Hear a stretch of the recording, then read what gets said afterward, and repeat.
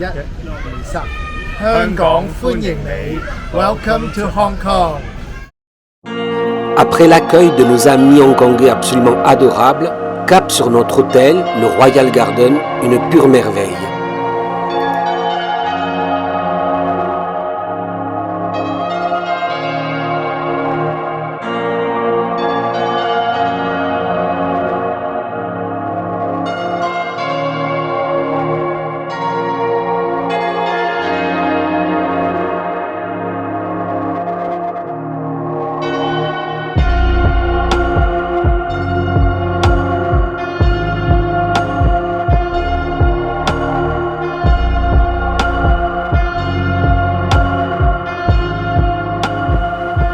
Avec une chambre nous offrant une vue absolument époustouflante sur le port, aussi bien de nuit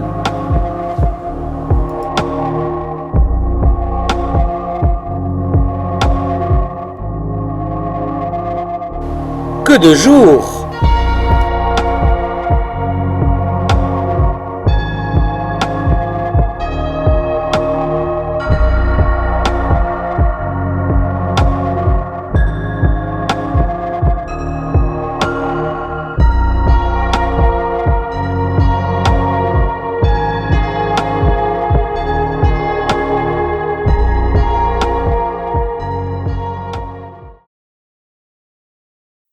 Nous résidions dans le district de Kowloon, face à l'île de Hong Kong, et plus précisément dans le quartier de Tsim Sha Tsui.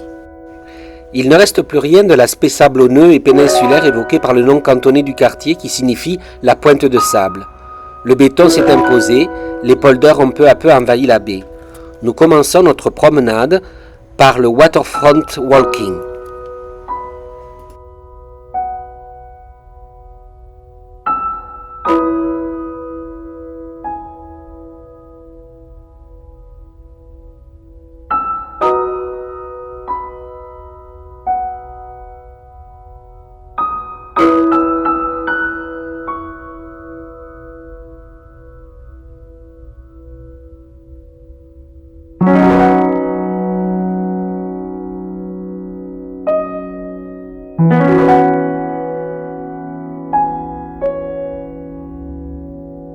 Elle se prolonge par le Walk of Fame, l'avenue des stars, où l'on peut trouver des empreintes des mains des célébrités hongkongaises ainsi que leurs statues pour les plus célèbres d'entre eux.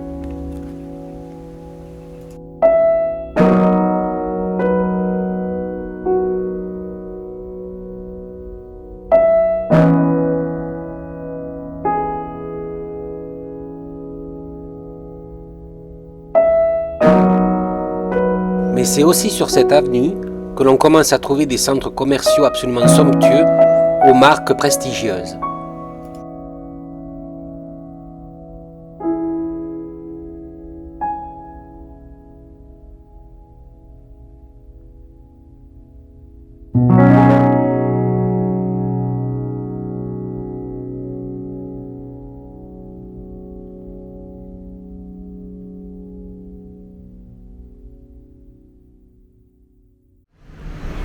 Mais le vrai centre névralgique de Kowloon, c'est Nathan Road.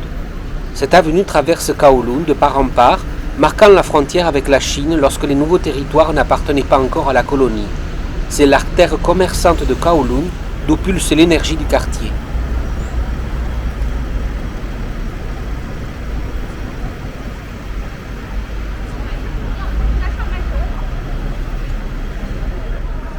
C'est là aussi qu'on trouve Chungking Mansion, un immense immeuble qui est un véritable labyrinthe d'allées, d'ascenseurs et d'étages où il est facile de se perdre. Et puis soudain, au milieu de tous ces immeubles, le poumon vert, un vrai havre de paix, le Kowloon Park.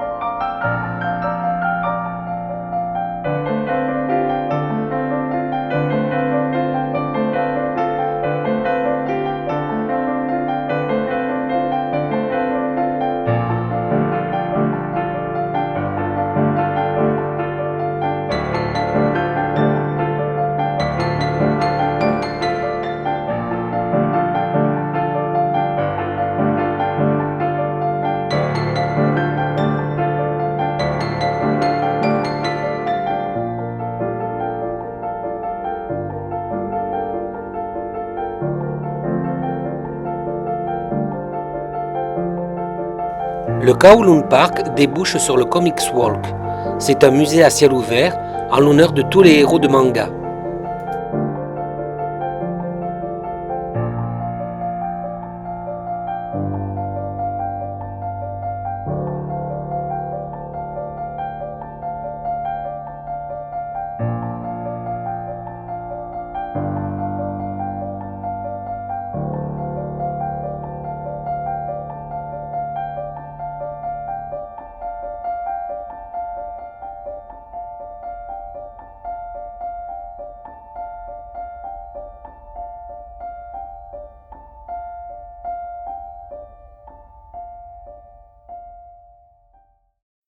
Mais Kowloon, c'est aussi un quartier débordant de vie, avec ses vieux immeubles, ses vieilles échoppes,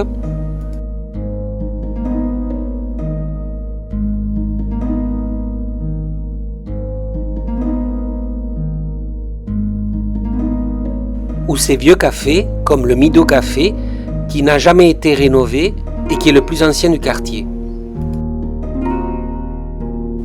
C'est aussi là qu'on trouve le marché de jade, mais où le plastique semble tenir l'un des rôles principaux.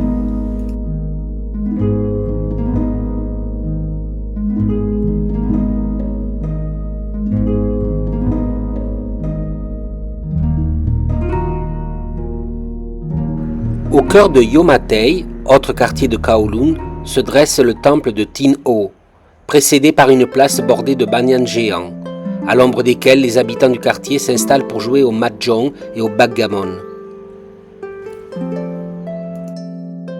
Le temple de Tin O, patronne des pêcheurs, rappelle que Yomatei était autrefois une baie où les habitants faisaient mouiller leurs bateaux maison. La construction de polders a petit à petit éloigné le sanctuaire de la mer qui se perd désormais dans la jungle urbaine.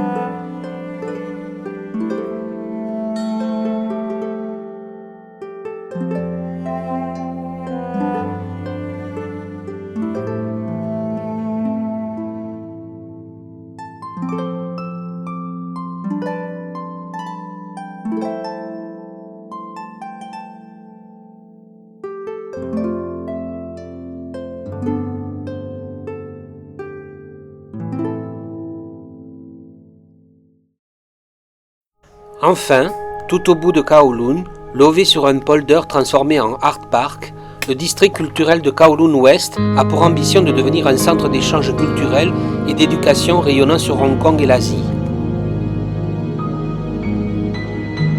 C'est là que se trouve le Hong Kong Museum of Art, aux expositions magnifiques, mais que vous verrez plus tard.